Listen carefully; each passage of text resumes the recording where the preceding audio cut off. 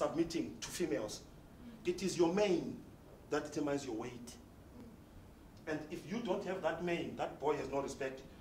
I said this, dad is destiny. That statement did not make sense to you guys.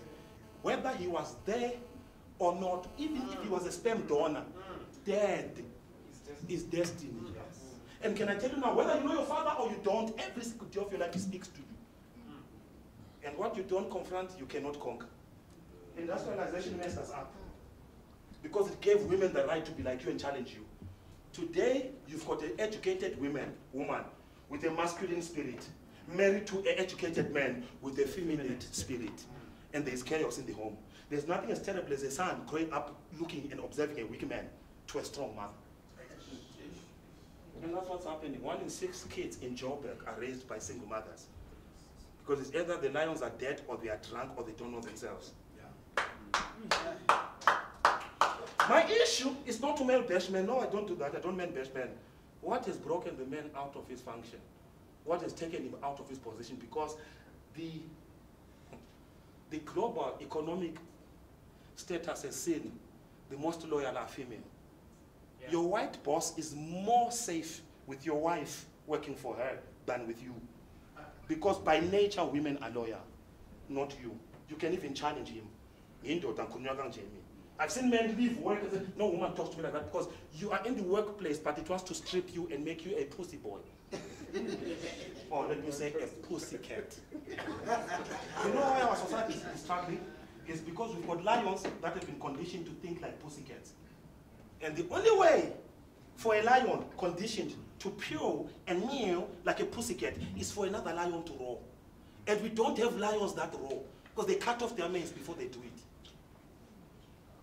And one of the things I believe, as I speak to men, in all the men that I hear, I would only make sense to about 10. The others will be hype. The others will be deaf. Others said, hey, he was talking, he was good. No, you missed it. I have to challenge you to be angry. I have to challenge you and say, no, not just to be angry, go talk about it. Talk does nothing. We've been talking too much. Men don't talk, men do. Yeah. Someone say, talk to me, black men. Talk to me, black men. So there was a mass exodus that he spoke about of men that left the home and looked for money. And when they left the home, there was a vacuum that was open that was taken by the woman. Number 2, World War II. You talked about it. It affected us. World War II was actually the mother of calamity. Because what World War II did, it did not just open us to war.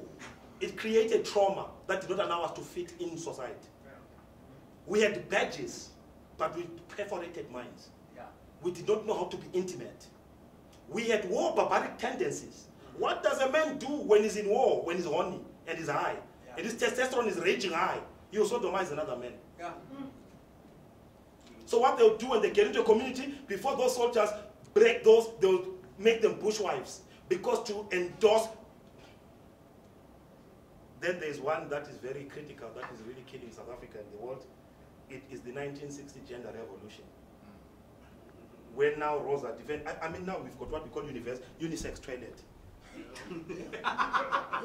We have unisex toilets, yes, yes. They actually, it's unisex.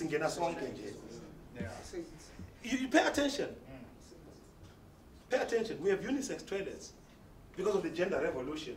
It's dangerous now to just say, you actually can be sleeping with a man and you don't understand that transgender is so powerful that you may not detect it yourself. And you don't know it. It's the world that we live in now. And let me say something. The dynamics of homosexuality is so far powerful. I've never seen a gay man attracted to a fully masculine man like myself. No. There must be some femininity in you. You must change how you talk. You must and mimic femininity for me to be attracted to you. That's so dangerous because any man responds to any female vibration.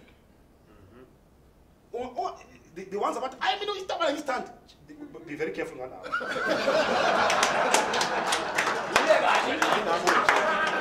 Why is on the why? Kuthi awuzonda itabane, uzonda lento itabane phakathi kwakho, which is passive.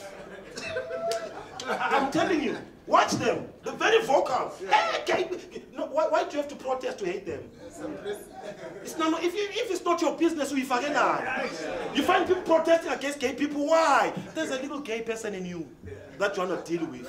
And you'd rather deal with something external than deal with something internal. It's true. And our generation does not like anger and hatred are always the telltale sign. If your wife sees you on the phone and she talks to you and says, who are you talking to? Why are you angry? Why are you angry if you're not talking to anybody? We are Ibambis. A man that is not talking, now your wife says, why you're always on the phone? You're now angry. You are betraying yourself. Kuku no call. And you are the one revealing it. Am I helping somebody today? I am trying to say, what is it that has happened that has changed men? Number one, colonization killed you. One, the first one, colonization. Number two, industrialization. Number three, World War II. I won't talk about it, talked about it. It will be an injustice for me to do so. Number four, it is the gender revolution that has, I call it gendercide. It is the death of gender. Gender is a property of identity. Design always denotes function. But you cannot condemn gay people in the time that we live, because that birth control pill that your mother is taking is mutating in the womb to create something that can be, in the chemicalization process of the fetus, the brain can be feminized while the body is masculinized. Yeah. And when the child is saying, there's no demon there. The church is trying to cast out a demon where there's no demon. That's an issue of biology. We are all born females in the womb. Yeah. All of you here came as infants. Yeah. And it was the gender and the chemicalization of the fetus in the womb. If your mother's womb was intoxicated with estrogenic gender-bending chemicals through that birth control pill, which is a death control pill, the birth control pill meant to keep the woman out of the kitchen in the office. Yeah. You don't like it, right? But that's what it is. Only 30 pills. You are castrating your future. You are contaminating the womb and turning it into a tomb. Yeah. Because my people perish for the lack of knowledge. The birth control pill was not designed for white people. The birth control pill in 1940 was designed for two races. Hitler designed it for the German Jews. America designed it in 1848 in Emancipation Declaration when the slaves were free because they were conditioned to have sex farms. So breeding was their process. So they wanted to pacify and sedate the breeding system that they put. And now they are putting this, and the first thing they used was the church. Yeah. They said the preacher will put the nation in control. If the church doesn't teach us well, it kills us. And I can tell you the church has messed up many black minds. You are hyped for miracles. You are hyped to catch, whoever say, catch your car. Who caught your car? Catch your car, I receive, Pastor, I receive. What nonsense is that? Catch it. Put me all by fire, by force, I catch my million. Did Bill Gates do this? Did your boss, who's employed your man, they catch it?